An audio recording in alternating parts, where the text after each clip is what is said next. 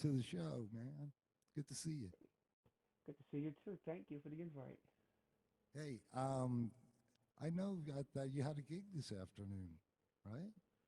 Yes, I did. Oh, all right. So where was that? Where was the gig? Uh, I believe church, right? yeah. Usually, like these days, like I've been helping out, like in helping out in churches and stuff like that.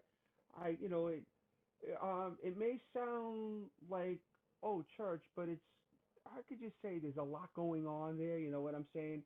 It keeps me on my toes as far as my reading goes, and also as far as collaborating with people. It keeps me playing, and yet, the demand is there for improvisation, for what I do, and also I sing. So, I have it all. I have everything going on, at one time. Like, in one sense or the other. And believe it or not, these days I enjoy it. I Oh really yeah. enjoy it as opposed to like what I've done for years and years. You know. Hey, anytime you can play in front of an audience, it's just a wonderful thing, man. That doesn't matter where it is, whether it's whether it's in your bedroom and you got your butt over, or it's the church and there's a lot of people there, or you're up on a stage of concert. It doesn't matter. Well, that's the thing. The thing is that it's like when you're performing and like you're done with your performance is like, I mean, like it doesn't matter. A clap is a clap, a cheer is a cheer. You know what I'm saying? I mean, and when somebody comes and taps you on your back and say, "Hey, wow, hey, that was great." So for me, I feel more of the pleasure of knowing that I made somebody else happy. If that sounds fair enough. Oh, that's exactly it. That's exactly it. That's a good way to sum it up. It really is. When I do a gig and people come on and say, "Oh man, you did my favorite song," or "You guys really killed that song," or it's great. That's great because I Mhm. know they had a good Mhm. time into it. That's what we're there for. We're there to provide them with, Yeah. music and entertainment. So what does it entail to do a gig like that? Like, I mean, do you have to take your Okay. amp? Do you have to take your bass? Do Okay. you have to have a PA? I mean, I'm I'm pretty sure a lot All of right. worship groups they have PAs, right? Well, the main thing is discipline. That's the primary thing. You is like, as much as you're getting off and you're getting into the music, you kind of somewhat have to keep it to yourself. You know, the fingers are moving. You kind of restrict on the movement. It's just part of what it is, because how they look at it. Is like, you don't want to look like you're just a solo performer. As Yeah. far as it's, so discipline is the main criteria. So as far as equipment, um, they have their own PA system, which I'm also part of, doing the sound with them, because I have my sharp ears and my experience of working with a lot of people. And I mean, we all have our own microphones and whatnot, but the PA system is there. And then as far as amplifiers, yes, I bring my own amplifiers. Most of the time for this particular one, I bring my own amplifiers. There's other place that I play that I'm certified. It's called IHOP, International House of Prayer. I play through, I think, a sound system almost as much as my house. You know what I'm saying? So I'm basically going direct, which I love. Which I love as well. So I'm sitting there usually with earphones and stuff like that, but I could feel the bass. I mean, I feel it. I got subwoofers, and I use their stuff, except that I use my Sansamp preamps and all my stuff like that. I mean, but as far as like when I do this particular gigs, which I've been doing constantly, I bring my own amps. I bring my own cabinets and stuff like that. Of course, my bass, my microphone, and most definitely wires and extra wires. Yeah, definitely. Yeah. Wires and extra wires. Yeah. Wires and extra wires. And extra wires. You hear that, Yeah. guys? Hear that, guys? Extra wires. Make sure you have them. No. And like, even like sometimes, like, I'll I'll be happy sometimes enough, and I'll take like say like my old Fender Bassman 50. So I got that with me because it's mainly the sound. I mean, we got the stage sound. It's just that's the sound. But we're also over there. We're going through PA, but I always have a backup amplifier. I always got a portable Mark Bass Ninja 1000 in my little case of tricks because believe me, it has happened. Mm. It has happened. You know what I'm saying? And it's like, as much as you love the vintage stuff, it seems to be that modern stuff is always there for you. So, I that's like, remember when I yeah. used to have the SVTs, it was the same thing. It was almost like you almost had to have two of them sometimes because if they got Oh, knocked around in the truck or one of the guys in the road crew decides he's just going to like throw it in there and bust a tube and then you go pull it out and it doesn't work. So, well, like most of my roadieing back in the day, I mean, yeah, we had people helped us, but like I have and still have my Pride 70 Marshall Major, and like that was my main amp, my main. That's where my sound came from. That and the Gibson bass, but that was my baby. But man, 200 watts, a lot of weight. You know what I'm saying? And back in the day, like really, what much did we have? Oh yeah, I think it was like maybe like I started getting into GKs, like taking a GK RB 200 with me when those came out. So because that I had an alternative to something small, something compact, and they weren't as light as say like the Mark bass that I use, but still. You had to start taking stuff around extra with you. Just a little, my amp's down. What do I do? We didn't have modern um, like when until Sans Amp came out and stuff like that, and we didn't have them alternatives, you know. But now we have alternatives. We have alternatives to the alternatives. yep. So without breaking the back, you know. Right. So you were before when we were kind of setting up, you were talking about the stage setup. I thought that was kind of interesting with the plastic. Do you, uh, now Oh with yeah, I'll tell you. I'll all tell of this, you. yeah, with all of this COVID and everything, it was kind Yeah, of interesting what you this is were saying. so what it is essentially, I mean, it's as if like like when you go like and you're watching like big bands and concert and you'll see like drummers behind shields. I mean, it's pretty thick shields. Hmm. So they'll surround us, but the problem is now we're confined. So I only got about like 5 or 6 feet in front of us. You know what I'm saying? So we're behind these screens, and and since I sing, I'm behind that plastic shield. And I could have that mask down, but we also have space between us as well because you have to do it. But playing behind those screens is tricky. It's very tricky because you're depending more on the PA, and the particular PA system it wasn't geared um, at the time when it was conceived over there to have that much input going into, because usually I wouldn't have to DI the bass, the microphones would pick it up and so it would record on the Facebook. But now everything is DI, you know. So the guitars, because of technology, DI, the drums, they have, he has his own little setup up there, DI's him. The piano's DI'd and stuff like that. But you're playing behind the screen and you're getting all this compression going on.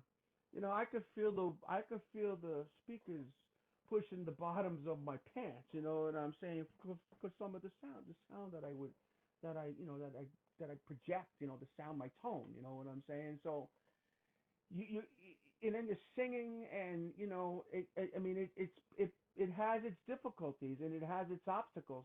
But like everything else, I mean, we survive it.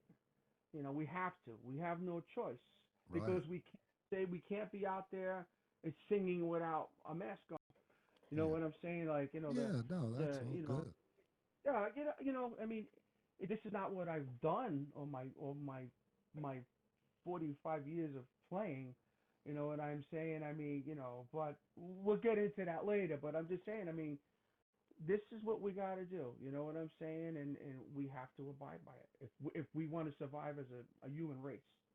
Absolutely. You know. All right, so let's take it back now. Let's take it back now that we covered a little bit of the present and what's going on. Hmm.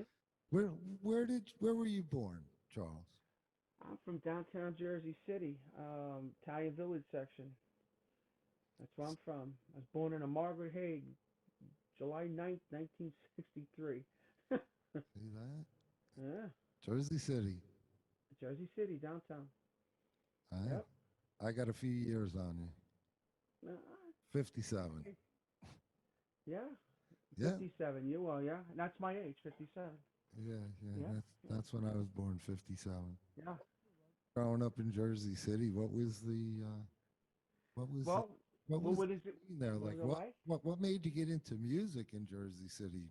Well, well, when we were kids, I was fortunate enough. I mean, I got raised up in like in a political kind of a family, um, and workers like iron workers and like people who work with their hands. And that's me.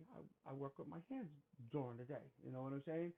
And so my family's all musical. So I come from a family that my father was the baby of 15. So okay, Whoa, yeah. So we just 15. Whoa. 15. We just lost my father in July, and he was 83. So Oh, I'm second. sorry I'm about set. that. Yeah, yeah. And it was stuff with his health and with his heart and stuff like that. He didn't get the covered and stuff like that. But um, so I'm second generation here. So so as far as that goes, but so when I was a kid, I used to watch my father and his friends play flamenco guitar. They used to play Oh, upstairs in the parlor. But now, all my aunts sang, all my uncles played. It's just my uncle Joe, my father's oldest brother, was, a, and my grandfather, my father's father, was a phenomenal opera singer. My uncle Joe was a piano and voice teacher at Brooklyn Conservatory of Music. So I was around music. My uncle, my mother's side, my uncle would come play the piano, would play the accordion and stuff like that. So so this was around me. So I used to sneak in the closet. My father would get done playing, and I would grab grab his guitar and sit in there. And so remember now I'm talking in the '60s. So so like I remember hearing on the radio "Sunshine of Your Love" and stuff like that. I mean, didn't know what it really was, and then it would be on that acoustic guitar trying to mimic it, and I was like maybe 4 or 5 years old, but let alone let that go. So being raised around music and always listening to music. Remember coming from a blue collar family, so being raised around it and stuff like that. So we roll into grammar school. So now my brother decides that he wants to play guitar. So he gets a little guitar. So we're like about like 11 years old, 10, 11 years old. So it was there. So I was more picking up. And so prior to all of that, I was playing piano because we had a beautiful spinet in the house. oh, one So in the I house. That's piano great. was banging on a piano. So 7 years old, I started playing trumpet. I loved Al Hurt. I loved Al Hurt. So Yeah. I would, so they would send me the lessons and stuff like that, and I was picking this stuff up, but my mind wasn't concentrative. Like I didn't have that discipline, but I was playing these trumpet lines, So I was like mimicking Al Hurt. Okay, so let's fast forward. So now we're in grammar school. So um, guy that I went to school with, he's like, oh, why don't you play bass? I say, play bass. I said, oh, well, why? Well, because I need somebody to play bass.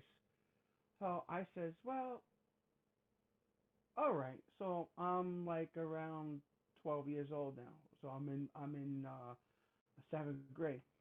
So it was a pawn shop, and they had right down the street from us. We used to walk down North Avenue. Just a pawn shop, Jack Gemma Exchange. Let's get it. And Gemma Exchange. There you go. 32, 32. I bought a bass. $32 I would scrounge up $2 a day and pay it until I paid it. Until it was a couple dollars left, and then my uncle gave me the rest of the money. And I got him. So it was a Kimberly. It was a copy of a Hofner Beetle bass. Oh, So what did I know? Flat yeah. wound strings, action like an inch and a half high. Okay, and only the bridge pickup worked. The back pickup worked. But I didn't know what it was all called at that time because of I didn't know the technicals of it. So what happened was I wound up with that bass. I didn't have an amp, and I was always an experimenter. So I started figuring out how to make the stereo become an amp. You know, so so so I wind up getting of course, my father and my family was very popular in the Italian Catholic church that we come from, and they gave me a PA head, a Bogan, and I fudged speakers around, and people gave me stuff. Now I had a bass, I had an amp that worked with, Scotch tape, making it where I can plug the what. Listen to me, this is the Yeah. truth, and there we are. So now learning Beatles songs. And I said, bass, four strings, it's simple. And you're learning Beatles songs. Nevertheless, they put me into lessons. So I go, there's a place around the corner from our house called Dick Allen School of Music. So Dick Allen that wasn't his real name. He was a guy who played trumpet. He played like in a circuit that I would later play in. And the guy who taught guitar, his name was Al Gareff, an Italian guy. He smoked a pipe. He played an old Gibson, I think it was an L5 left-handed, smoking the pipe. So they said, my father says, well, and my uncle says, you want to play, you're going to learn music. So signed me up for lessons. Lessons were like $5 Wow. a half hour. All right. So anyway, I started going to the lessons, and I was already naturally playing. So he said, I'm not going to teach you how to play bass. I'm going to teach you music. And all of a sudden, now I'm advancing. So now I'm in advanced lessons now. And remember, I'm only playing like not even a year. I mean, as far as like with the lessons and stuff like that. So now I'm like 13 years old. Now, I'm staying with the lessons, and then I get into high school. Then I'm in a high school band. I'm still doing the lessons. But now I was turned on to Cream and Jack Bruce. You know, at like 12, 13 years old. And then what happens is he goes, this is a true story. He says, I want your father. He got the pipe in his mouth. Because I want your father, talk to your father and uncle. I said, did I do something wrong? He goes, oh, no, I just want to talk to them. What it was is that he was asking permission if I can go audition for his son's working top 40, 50, 60s, 70s band at the time, because it was still the 70s, late 70s. Um, his son's band, which was his son on guitar. There was a drummer and a lead singer. And what happened was the bass player unfortunately had a heart attack and died. He was young. So here I am, 13, turning 14. It was right around my birthday in July. And my father and uncle said, no problem. Now remember, we're talking the old days, ABC cards. Here I go. The name of the band was Windfall, named after the label for like West Bruce and remember Windfall Records. Windfall If you look Records. at a if you look at a West Bruce and Lang album, you'll see Oh Windfall. yeah, that's where I Yeah. know it So from. so so so here I am. So here I am. I'm young. Now remember now. I'm working out of jazz books. I'm working out of a lot of doing a lot of chord work and a lot of so he was like hammering me with spellings and my reading is okay. I'm not the best reader, but I was a guy who could improvise. I was able to improvise and my ear was sharp. So here I am, 14 years old. So I went to my first high school band. I went to when I started high school in 70, 77. Because I graduated grammar school 77, 77, and here I am playing every weekend in a bar band, playing 50s, 60s, and 70s music, playing all the standards because I was able to, I knew a lot of the stuff because I didn't realize that he was prepping me for this, you know? So He now he was I'm grooming you for the he spot, was right? screwing me for the spot. So There you go. here's the so wait a minute. So wait a here's the best part about all of this. So I would go to these clubs and play. And the guy, so I had sideburns. I had these long stuff. My hair was always. I had a hell of a lot more hair, Yeah, yeah. but it's still curl, you know. And the owner would say, "Hey, how old are you?" I says, "Oh, I'm old enough. Scared. You're old enough." He goes, "Here, stand in the corner with this glass and act like you're like old, like an older guy." So anyway, I worked with them guys for quite a few years, and I learned a lot, and I had a lot of fun. But in between all of that, I was working like with like little different projects. We were doing like cream stuff because I'm heavily was into Jack Bruce, you know, and then I got into fusion music, and I got into Jocko, and I got into Stanley Clarke. But Jack Bruce is always seems to be the main functional bass player for me as far as everything else. And then of course I got into the other guys. But so that's how I went, and that's how I went, and that's how I went. You know, then working with original bands who wanted to be famous. It just turned out to be a big party, but I learned. I mean, I had these recordings and stuff on, and stuff that were done, but I mainly worked that top 40 circuit with doing all the standards, and then of course I sang. So then as I went on in different bands, I was playing in weddings, wearing tuxedos, and then doing parties, and then playing in the club. And I was working 3 to 4 nights a week, plus working my like after high school, working my regular job. So all through high school. So now my teachers would come and see me, and they wouldn't mind if I was in the back of the classroom, like kind of like resting a little bit. But I passed. But I always made Yeah. first and second honors.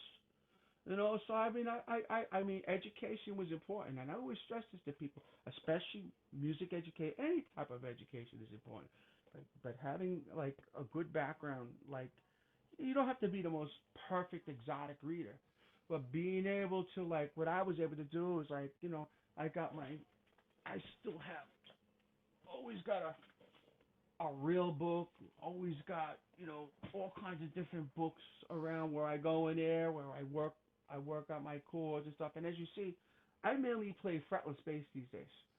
That's mainly my whole thing. And then I started incorporating that. And then as the 80s came, I was always busy because I was the guy who pick up an octave divider and play an octave divider because I got into guys like Pino, Palladino, and stuff like that, and Jocko and stuff like that. Yeah, and I was always able to maintain.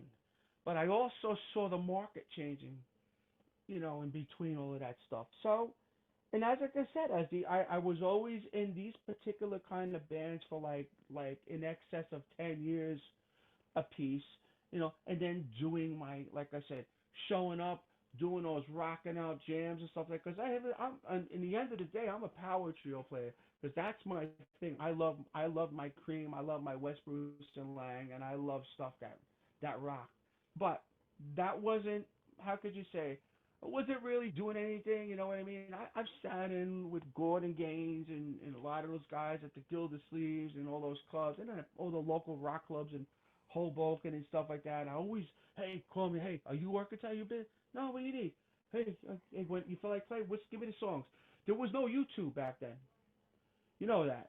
It was just, there was no like messages on, we didn't have cell phones. It was all done on a piece of paper. You know what I'm saying? Or call me up on a good old dial phone. Then or there was push button phones, and let me write the songs down. Then see if I got the albums and spin the albums. Which I still got albums. you know. So I mean that's how it was. We didn't have all this stuff that everybody has today. All the benefits, which I think personally I tell people, I say you're hurting because you don't have to sit there and put your ear to a big old headphone that you could switch from stereo to mono. Remember those big headphones with the big curly wires and stuff like that? With a record that's skip, you know what I'm saying? And listen to it, and learn it. And I got a lot of people that say, "Oh, how do you do that?" I always say, "Do you practice?" Well, no, I said, well, if you practice, you would learn how to do it. You could hear it and pick it up how to do it. You know, you know what I'm saying. So anyway, that's how it escalated. With me. I think the technology is good and bad. There's always Mhm. there's always two sides to a coin. So, I think the technology is good, both good and bad for many different reasons, and we could probably talk for about an hour just on Oh, I forgot. We could. just No, the. on that subject, alone. But let me say that um, I totally agree with you because that's how you train your ear is by Mhm. trying to figure things out yourself, match up the notes, trying to match up the notes, um, and just sit there. And if you can't get it, you know what? Everybody has to start someplace. I couldn't get it at first. I used to sit there and have tantrum fits because I couldn't get something. But then I'd step away from it, take a couple of deep breaths, go out, do whatever I need to do, and come back to it, and then go, oh, that's what it is. So yeah, man, you got to put in the work. You Well, know, well. This is what kept me always kept me in this groove is because listen, even if I didn't rehearse and I got called on the spot, I was able to. I knew. I would listen, and and then all of a sudden, you can get it because what happens is your ear becomes accustomed. Know what I'm saying? So now you got the technical and you got the music, where you got all that, you know, all the mathematics of the music, but then you got the ear, which because you having the mathematics of the music, it makes you draw up the rudiments for what you need to get by to do what you got to do. So that's it. It's ear practice. It's ear practice. And like I said, and I love the technology today. Otherwise, you and I couldn't be doing this right now. But the thing is that I tell the younger guys that you gotta sit there and do like we done.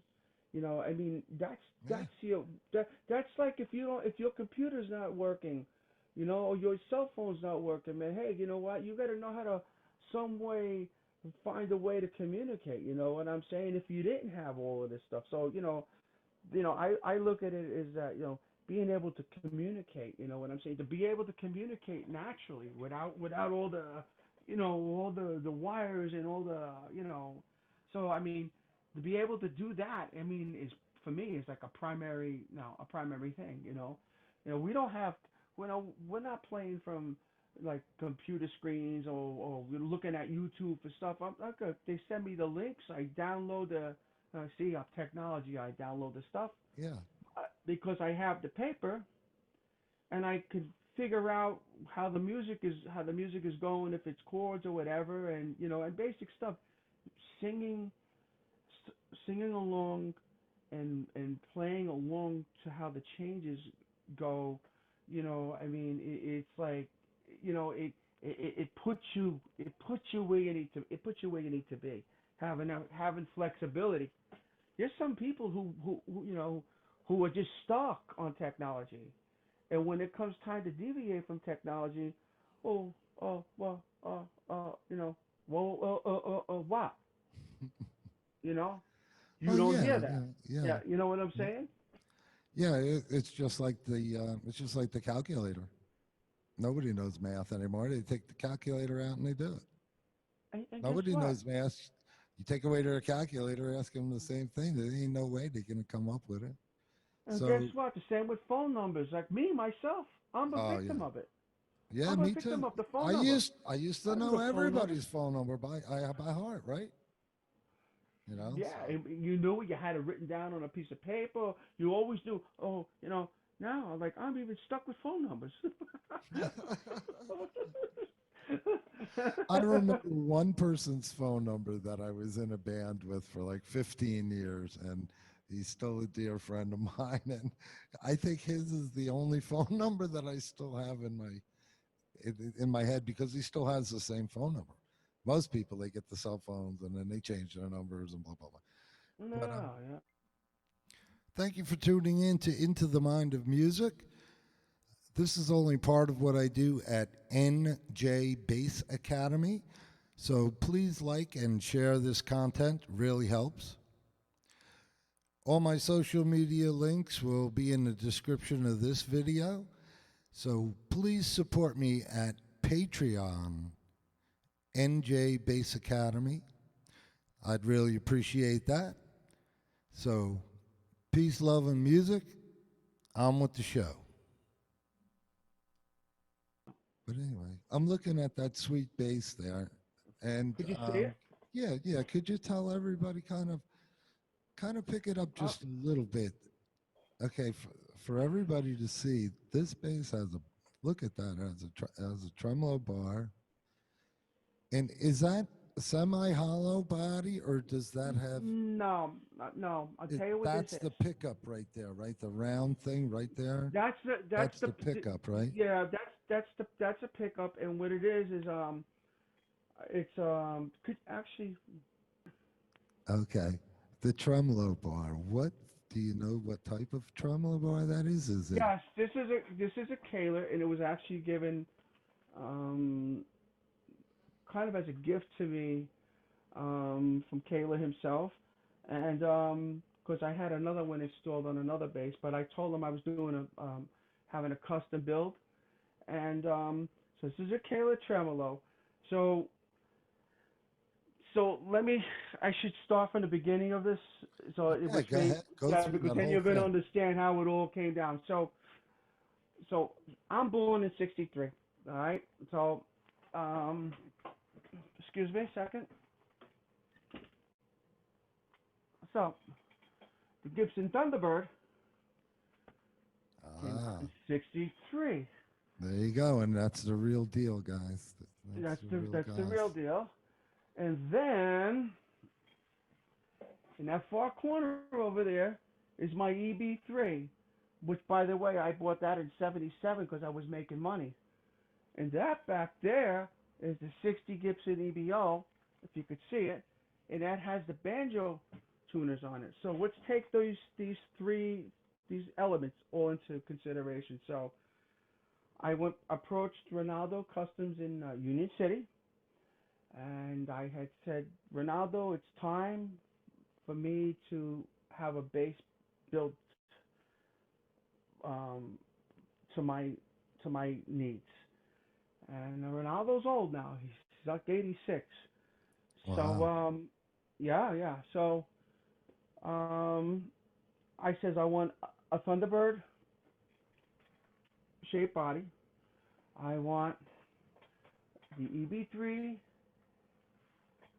headstock, but I want the banjo tuners like would be on my Les Paul on my '60 Les Paul Junior bass, and I want a long scale. So and one pickup and one knob. All right. So this is what we came up with. So No he battery in that, Charles? No no battery no at no all. I'm all Just no all passive, right? no I'm passive. I'm passive. All this is a volume with a push pull, and I can give you a sound sample what that does once I talk about the bass. So I wanted mahogany neck, and he had some old recycled Honduran mahogany. So that made up the neck shaft. All right, that's the neck shaft. All right, And that's neck through, all the way through. that's a neck all the The way through. So mahogany, right? All the way a through. mahogany. Beautiful. So he, I wanted originally. This is going to get crazy. I wanted originally this to be um, a walnut uh, back and sides with a koa top semi-hollow. He argued with me. It's not gonna work with the broken Italian accent. It's not gonna work. He goes, I'm gonna make a suggestion to you. I said, what? He goes, you like a mango? I said, I like the fruit mango. No, what about the wood of mango? I says, mango wood. What's it like? He says, well, you like the mahogany? I said, yeah, I like the mahogany. He goes, you like the walnut? I said, I like the walnut. He goes, well, you're gonna get a mahogany and a walnut um, tone out of the out of the mango. I'm like, I'm like mango and mahogany. I says mango. I said, show me the wood. They show me the wood. Could you see that? Could you Yeah. see all that? Yeah, Yes. that's beautiful. So anyway, I said, okay, I'll do that. I said, but I gotta have a Purple Heart fingerboard. So he argued with me about the Purple Heart fingerboard, but I got the Purple Heart fingerboard. So so I got a so I we did a Purple Heart fingerboard. All right. So the neck itself is a little wide.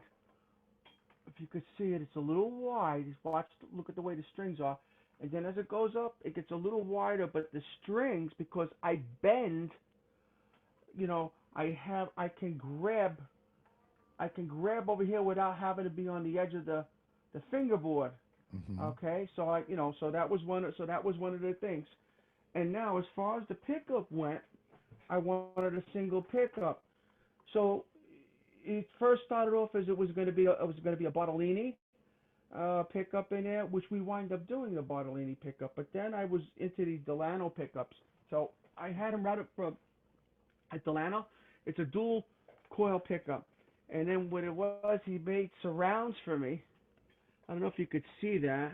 The wooden, it's like a wooden The surround. bezels, yeah, Yeah, the the wood bezels, bezel, yeah. yeah, the wood bezels. Nice, beautiful. So we got that, and then at the last minute of the day, I said to him, "Listen," I says, "Kayla sent me a tremolo."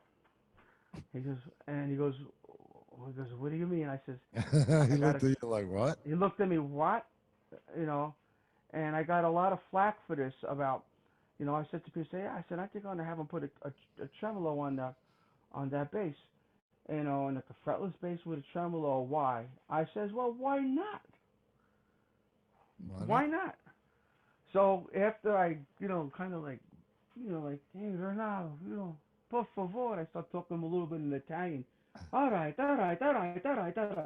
So we wind up with the Kayla It's tremolo. there. There you It's go. there. It's And you beautiful. know what? It just like it really like makes a big difference. I mean, for me, I'm not one of these guys who turns on just thousand things of distortion, and just starts doing all these crazy. I use it as a flavor. See,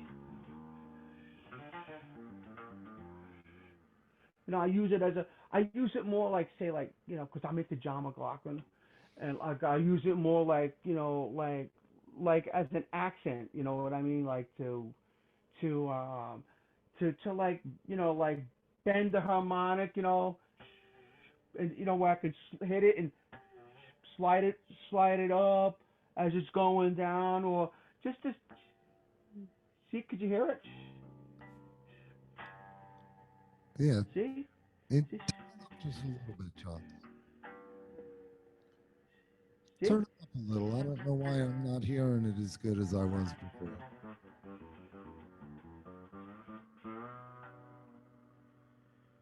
Could you hear it Oh now? yeah, yeah. Yeah.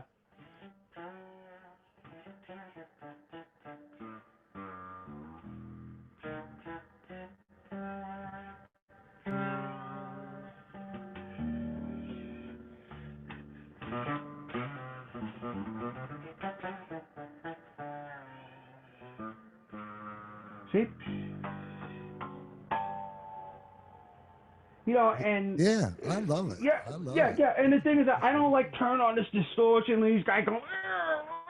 It's like, okay, that's good, but it's not like what I use it for, because this bass was also designed as a solo instrument, like along with hold on,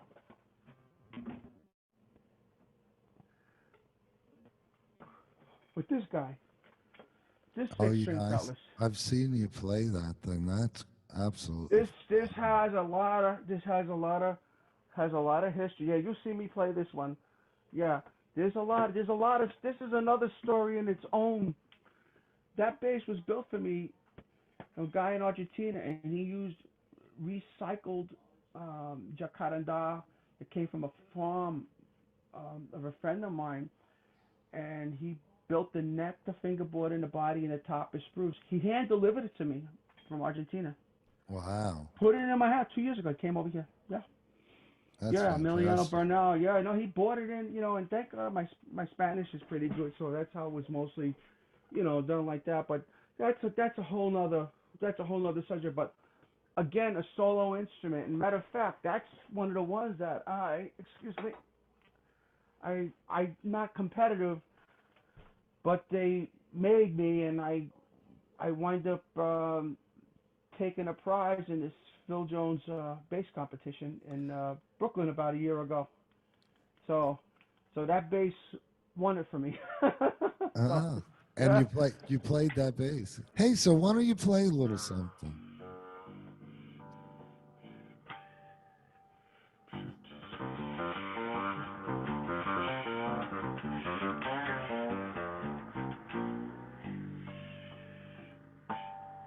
See? Uh,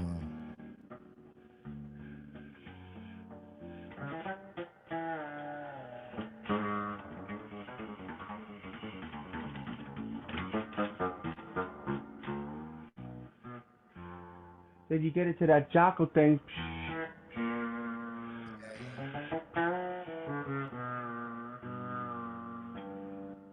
Then you got then I like, always that Jack Bruce thing, and now,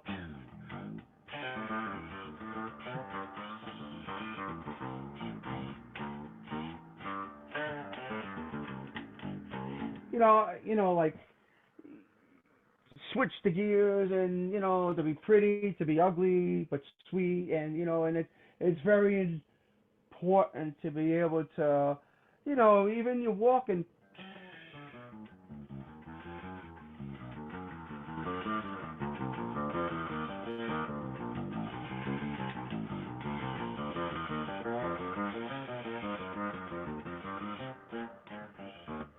Stuff, yeah. but I'm now that's playing like some of the upright, bass stuff, you know, but I, playing all kinds of different music. I mean, everything from Ladies of Tramp, Satin Doll, Rock Around the Clock, all these big ballads and all of this big stuff like that. I mean, it was important to be able to have opportunity to do that, and to learn melodies, to learn melody.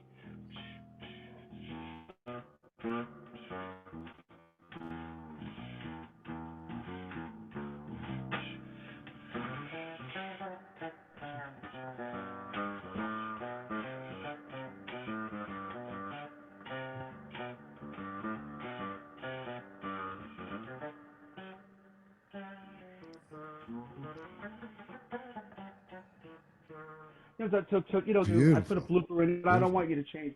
Don't X out the blooper, but that's okay because the mistakes are important because it gave me an idea what to do next. But I'm saying, but like to be able to, to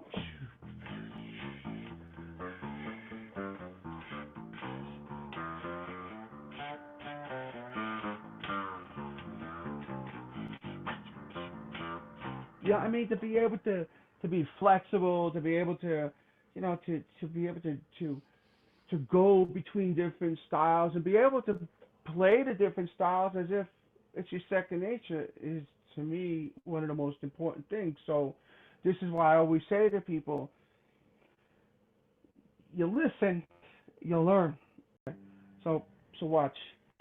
So here's a stock. Here's a down switch. Right? Now watch this. Wow.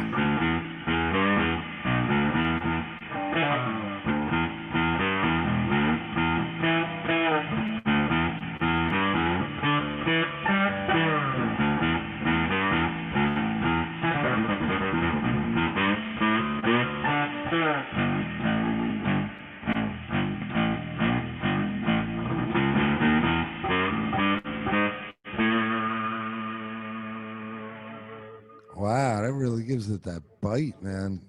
Yeah. Jack Bruce. There you go.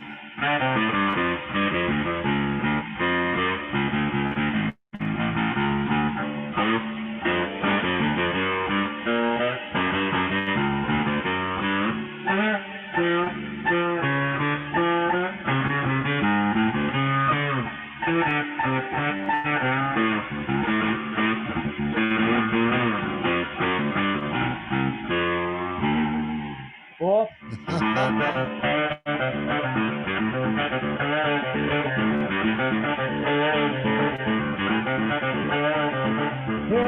Heavy power by the hour. You kind of get it, right? Wow, yeah, that sounds just like it. Yeah. So I always So it's wondered how. I thought it was more like a distortion pedal that he was. no. Okay, so let's go It's back. just Okay. that sound, and I Okay. always want to say, how the hell is he getting that? Is that a All fuzz right. in the background? Here's what it is. It's a diode. So what it does is that it's because it's of a high voltage. What it does is that the voltage that comes out of the pickup, okay, is just about squeezing through. So it's kind of like so instead of the sound coming straight, it's it's it's fizzling. You know Oh, what I'm right. saying? So Yeah. what the diode is doing is that it's like kind of resisting the flow, and what it does is it gives it like that sprinkle effect. So that's why you got the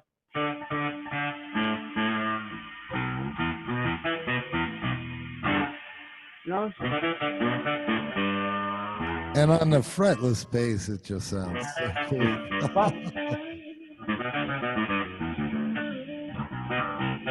so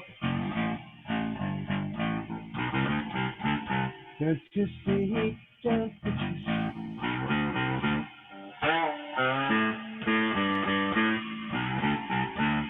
So what it does is like it's a passive distortion. That's Yeah, what it is. yeah. It's a Schottky diode, and it just makes a passive distortion. And Jack Bruce had that wired in on the EB3, and Dan Armstrong, who did the Dan Armstrong basses, which I'm quite sure you've had. Well, I've had them, which I still wish I had them. He did the modification because Jack was like, "Well, I want to get that sound of Frank Zappa used to call his sound the sound of the buzzing bee." You know, Right. Yeah, yeah.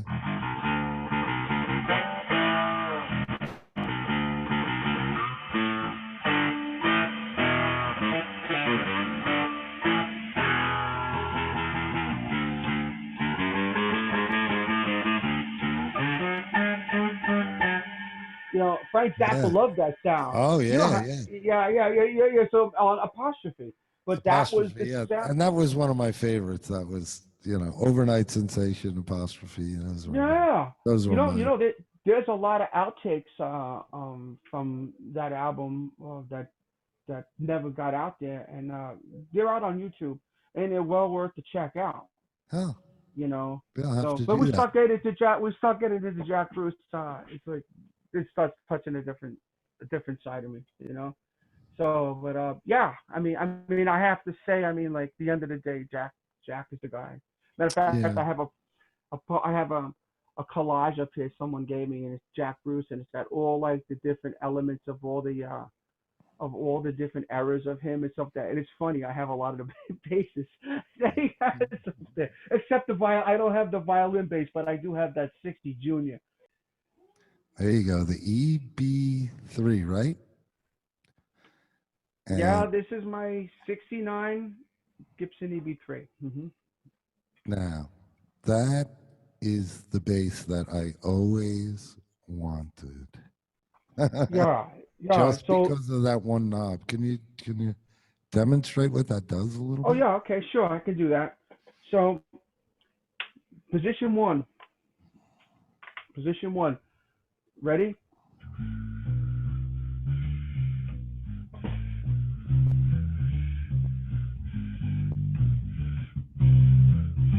You hear it, Deep? Very upright. Very upright sound. Now watch this.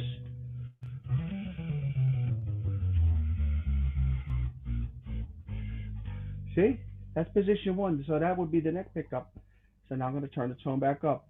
Position 2 is the bridge pickup.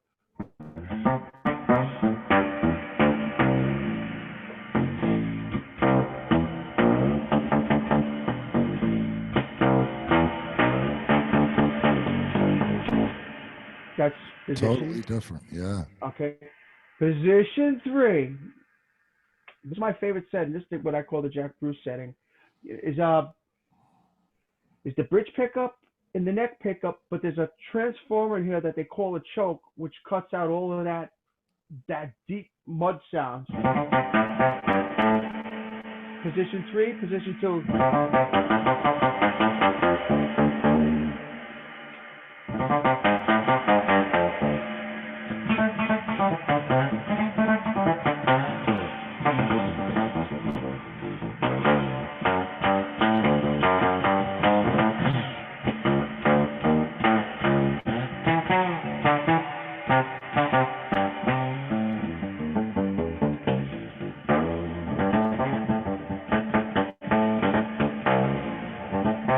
Gives you all that.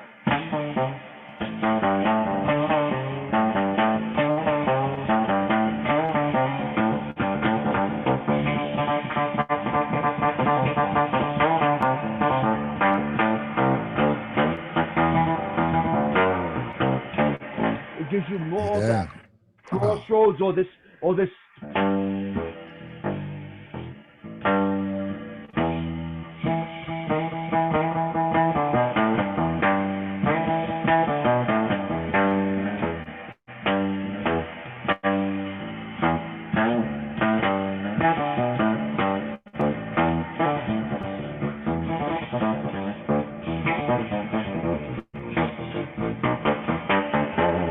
Wow. Okay. Killing You know, it. so, Yeah, killing it. so and now when you go Sounds good, man. to position 4, it gives you the neck pickup with the choke. I love this sound.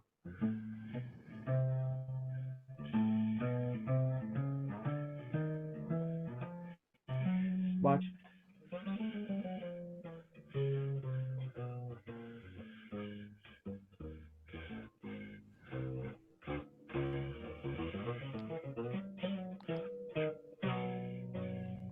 So it gives you. Yeah.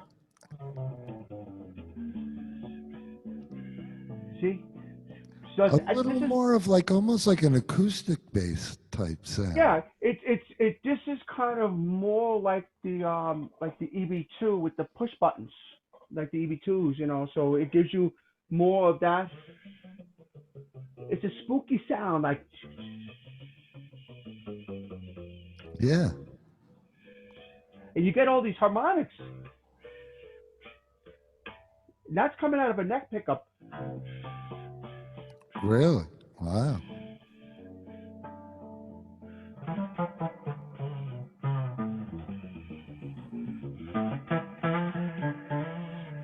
I owe this bass everything. You know why? But this is where I did all my learning on. This is where I was learning Jaco Pastorius and learning Stanley Clark stuff.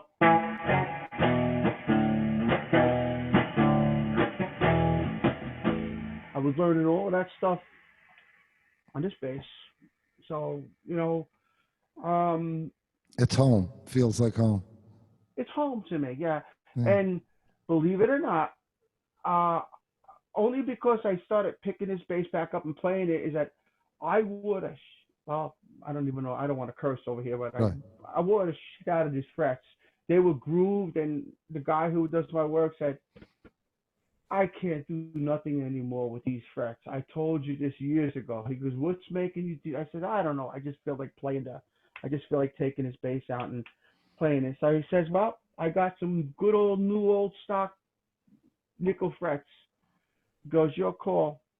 I got to be honest with you. This is the best the bass has ever played. I finally refretted it like last year. Mm-hmm. You know. So this is to me like, you know.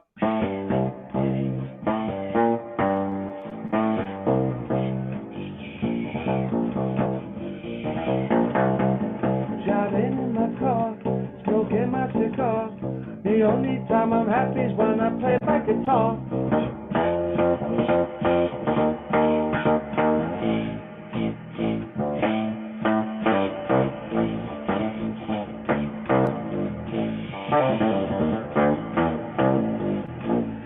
You know, I mean, it just got Yeah, the, you know, it oh no, just brings me back, totally way back in time. You know? yeah, you know, it's The like, whole you know, sound like, of that bass.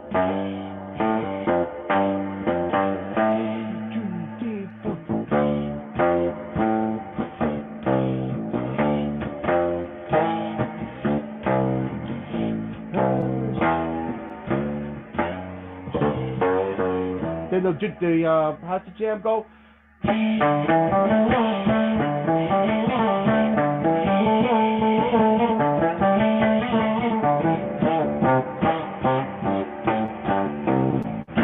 Then back to the, I really got into the to those albums, the Wheels. I have it over here someplace. To the Wheels of Fire album and all that stuff. Like really heavily got into learning like all the stuff off the volume 2, you know, and learning those jams and stuff like, you know, like from the volume 1 and then whatever else came out in between and you know and then you know you know that tuba style of Yeah, approach, you know, yeah. that you know or what.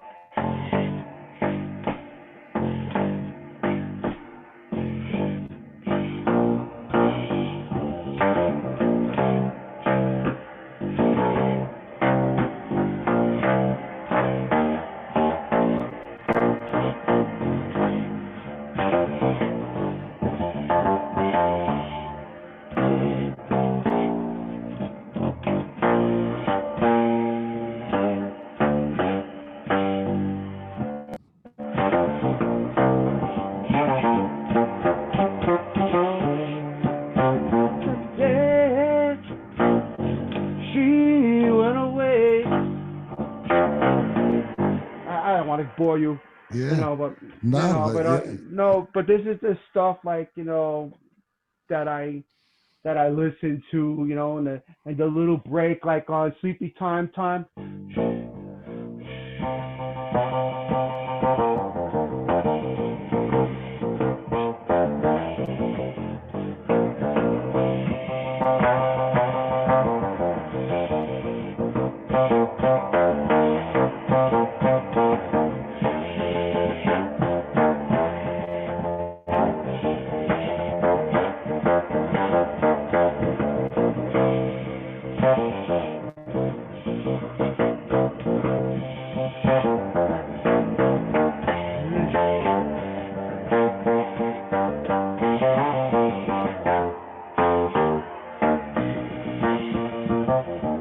I mean, I Yeah. would learn Ooh. stuff like I that, like and I like that little turn at the end there, man. yeah, That you know, little like yeah, that little lick you did at the end there yeah. And was this priceless. was like That was great. this is what Jack Bruce. I mean, like this is like Yeah. from my recognizance of how he played it, you know. But I would study all this stuff. I mean, especially the jams and like the fills like he did on White Room on the live versions, you know, and the Tales of Brave, all those jams. I mean, like you know, like, but I it was effortless, like learning it for me, you know, because it was just like it just came to me, you know what I'm saying? I mean, and you know, this was my second bass. This Mm. is the second bass I've ever owned.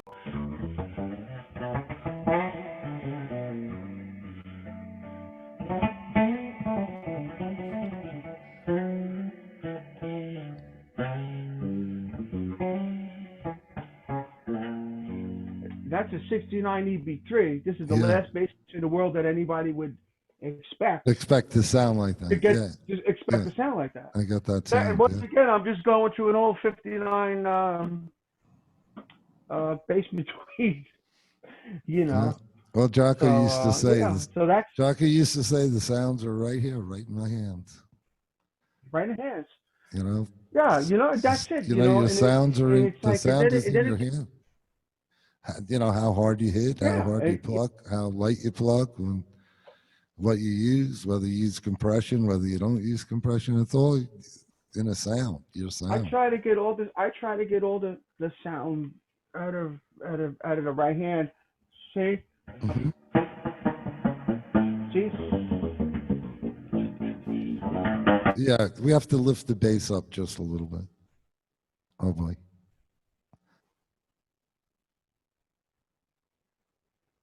Okay. All right, we're back. So, what if you had a go-to instrument that somebody said, or say you were leaving town and you had to have a great bass? What bass? What would be the bass you would take? Can I get it? Yeah, Wait, you mind sure. if I? Can I show? Ah, go ahead. Hold on. Hold on a second. Just give me a second here. Thank you for tuning in to Into the Mind of Music. This is only part of what I do at NJ Bass Academy. So please like and share this content, really helps.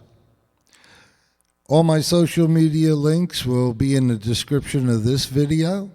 So please support me at Patreon, NJ Bass Academy. I'd really appreciate that. So peace, love, and music. On with the show.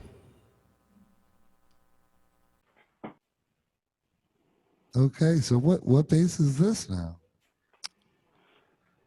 This is a 1972 EB4L. EB4L. Okay. Wow. And that looks like that's So got two big humbucking pickups in it. so it originally would have had one. Mm-hmm. It's a quad coil that was designed by Bill Lawrence when Bill Lawrence was with Gibson. But I have two pickups, and if you see, I have a chicken knob with six Mm-hmm. positions. All right. So this bass is like it does it all for me. This Mm-hmm. is the bass like I'll mostly play these days. Like when I'm when when I'm required or not to play anything specific, but this is the bass that I would have with me. Mm-hmm. Okay, so it's essentially I bought this as say like a carcass, so it was already routed for another a pickup over here. So what I had, as I had a guy, we pulled the fingerboard off and we replaced it with a Mikasa ebony fingerboard, and this should Wow. have had normally a 34-inch scale, but this scale was reduced to 33-inch, which I feel that a 33 is a fantastic scale. 30 is great. That's the one over there. The other basses that I have are 34s. The Rickenbackers are 33s, which I have a fret and a fretless. This bass over here, everybody loves the sound of this bass, and to me, it's the most.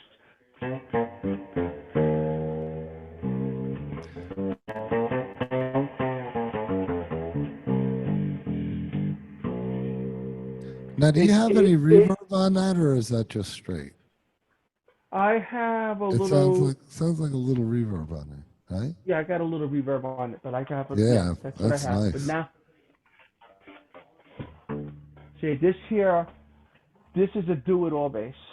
Mm-hmm. I have six positions on here, and if you want, I can go through it. If not, it's not a problem. I understand time. Yeah, It's up to you. yeah. So it's You just like know. the on the other one that you did, kind of Yeah, some kind of except thing. it's something like that. Except then I used to play Ripper basses, so it gives me like two of their Ripper bass settings, like the out of phase series, out of phase parallel.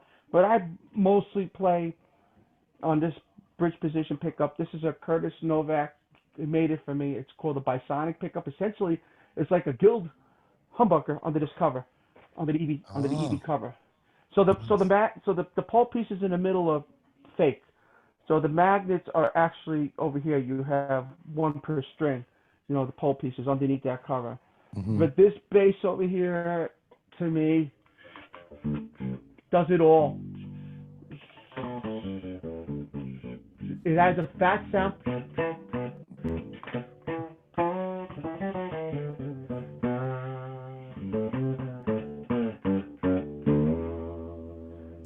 Just, Yeah.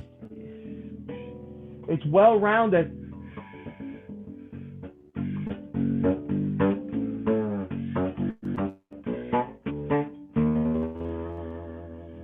Nice. It's just a well rounded sounding bass. I mean, it lays it. You know, you can just do what you got to do. It just lays it down whether you're walking. What doesn't matter what you do with this bass. Because you want to rock.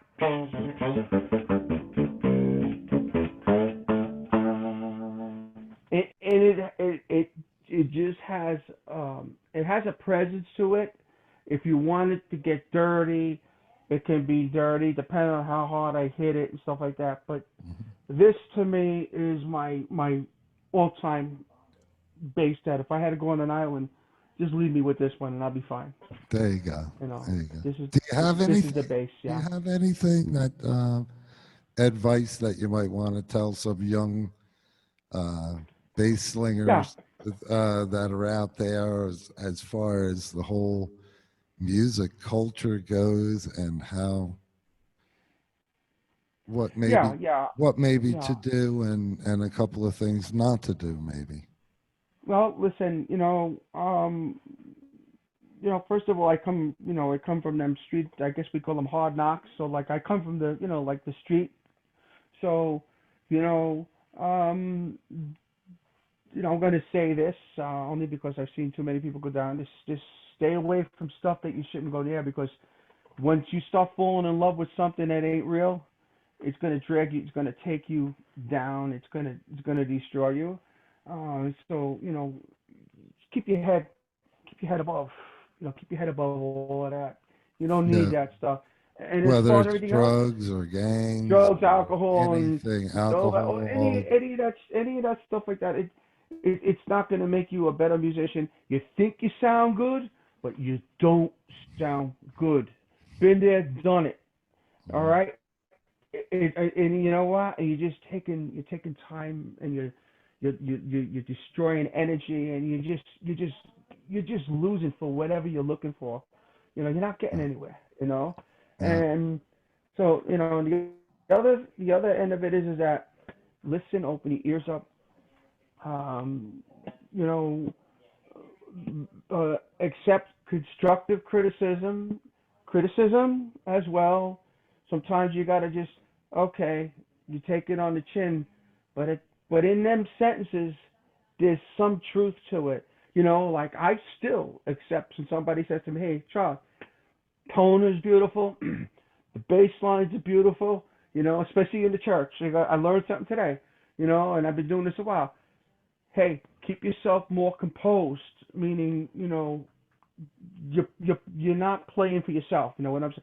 Don't play for yourself.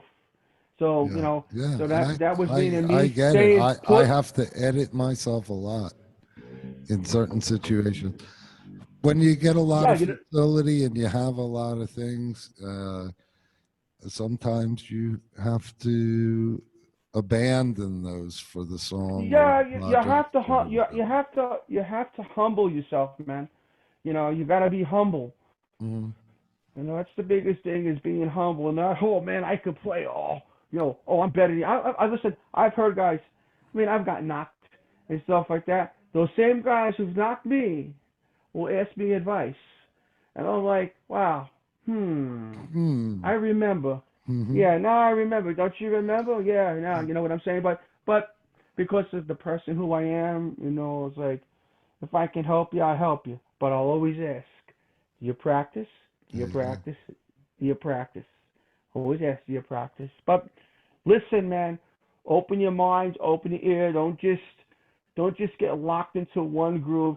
And please, my biggest advice: don't think you're going to become famous. Don't think you're going to become rich. That's that's a thing of the past. That's a Yeah. thing of the past. We Well, don't have it's we one in many, many, many, many thousands. And I'll just throw in to learn a trade and or get a different kind of a job. You can always quit your job if you're doing great in music, but if you don't do great in music, you can't just run out and all of a sudden make money because you don't have a trade or you no don't have my anything. my uncle always told me this. My godfather, my uncle, always told me, God rest his soul, you got good hands for your music, and you got good hands that you have the ability to fix things and work on stuff. You always got to have something to fall back on, and thank God I have my trade as a I like my customers see me, they know who I play, and I do stuff for them. Like they look at me and say, I can't believe the way you looked on the day. I'm greasy. I'm dirty. From the work that I do. What I'm Hmm. seeing. I'm in the mud. I'm here. I'm there. But you know what? This what I do, and this was my fallback thing. So, and with all of that, and I work for myself, and I fix machines during the day. So my hands are in machines. So I'm old, like I told you, I'm a gearhead. So it's Yeah. why, like, I know how to work on my guitars. I know what I want. I know There what you go. certain things, and Yeah. when I Hmm. take my bass to get fixed to somebody, they already know. We know what you want. We know how you want that fingerboard, because I'm very precise on how I get my frets done. They got to be a certain way. My fingerboards on my fretlesses have to feel a certain way, you know, and have something to fall back on, and don't be ashamed. Don't be ashamed. Even though I was working 3 to 4 nights a week, I always had a day job. I always had a day job, and I come to realize it's reality. Right now, like if Yeah. what happened, like if like I really got like out of like playing like on like the clubs and stuff. Like I saw it all falling like for me like in 2015, 2016, and I just one day said I just don't want to do this no more. And I'm glad I did, because I would I would be devastated by not being able to be out there and playing my normal gigs and my normal stuff. And a lot of these guys who didn't want to take advice, they're hurting, man, and they're hurting mentally. I think they're hurting more mentally. You know what I'm saying? Absolutely. And Absolutely. When I did a gig a couple of weeks ago. It was the first one of the year and the last one of the year. But yeah, I was on cloud nine when because man, you don't know what you got till it's gone, right? yeah, no, and that's the whole thing. You don't know what you got, and I'm glad. Like I kind of like eased myself like out of it, and then I just saw like what was going on. Like man, they don't even need bands. You don't even, I mean, I saw that happening in the late '70s and the '80s with the DJs Mm-hmm. and the stuff coming in. But I was Yep. fortunate enough to always work. But I saw this, and then I had to jump on the bandwagon and making my bass sound like a synthesizer. Thank you, Pino Palladino, octave divider, Yeah. and a Stingray, which I have a Stingray fretless. But you know what I'm saying? I mean, like, you got to be flexible. You got to be flexible. You can't just, I'm just gonna play loud rock guitar and then show up for an audition, and you're trying to sound like Judas Priest or somebody like that. You got to be able to adapt to the setting in a viable way. And that's it. But I mean, you know, that's what I can say. And don't be afraid. Don't be afraid to try any type of music now. Hey, I'm proud. I'll hang out. I help in the churches and stuff. I do what I got to do. It's keeping me moving. It's better than sitting home doing nothing, and it's a learning experience because it keeps me focused. It keeps me disciplined. Mm-hmm. It keeps me conservative. There you go. There you go. Well, Charles, it was great having you on the show. And I look forward to the time when maybe we can do this again down the road where we're both in the same room together and we can make a little music and have another Sure. chat and do this again. It's been wonderful having you on the show, and Thank you. I really, I really appreciate it. You're an absolute wonderful player. When I heard you, Thank you. uh, and I was like, okay. And then when I talked to you, I was like, wow, this guy is a sweet guy. It's like I have to have him on my show. Must have. So I really appreciate you taking the time to school us a little and show us your bases and everything. And till next time, peace. Ciao, brother. Ciao, brother. Thank you very much. Thank Thanks you. God again. bless.